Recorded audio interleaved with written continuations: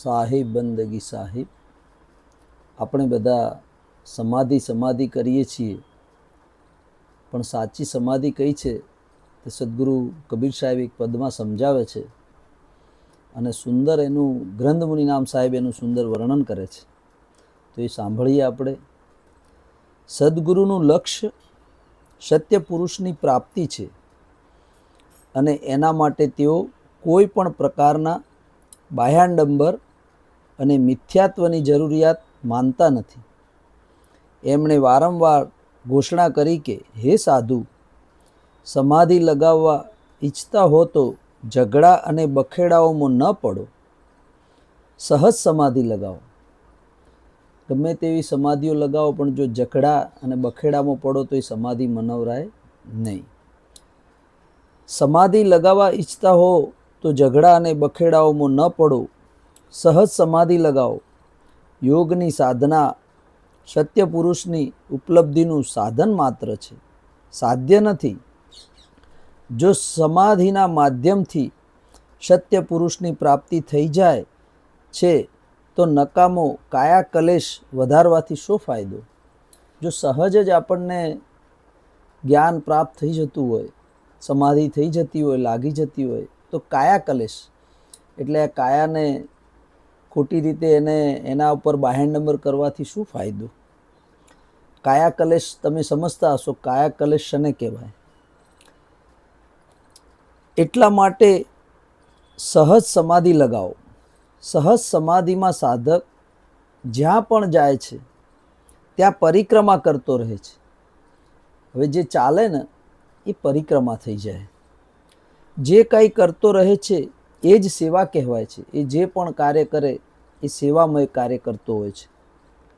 એનું સૂવું દંડવત, એ સૂઈ રહે ત્યારે દંડવત થઈ જાય, કારણ કે પરમાત્મા એના ભેગો છે અને એના ભેગો જે સૂવે છે એટલે એ દંડવત થઈ જાય. બોલવું નામ જપ, જ્યારે બોલે તો એ પરમાત્માનું નામ જ એના મુખથી આવતું હોય, એ બધું જપ થઈ જાય છે. સાંભળવું સ્મરણ,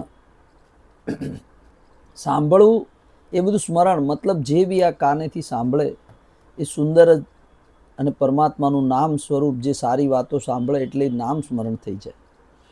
અને ખાવું પીવું જ પૂજા છે.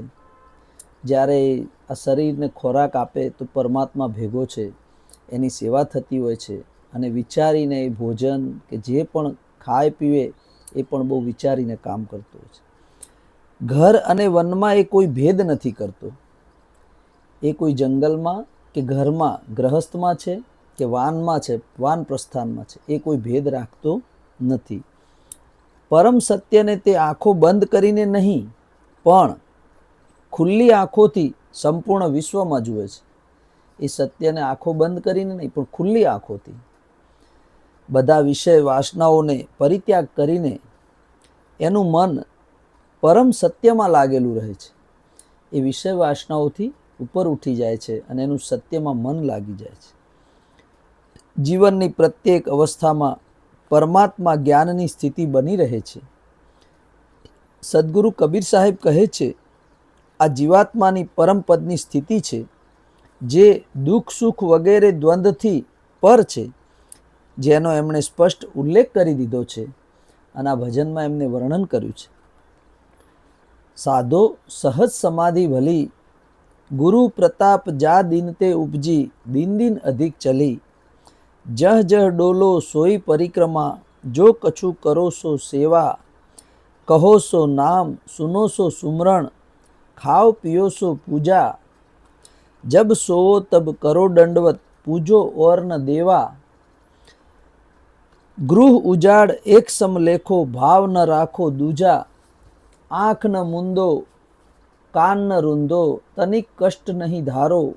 खुले नैन पहचानो, हसी हसी सुंदर रूप निहारो. शब्द निरंतर से मन लागा, मलिन वासना त्यागी.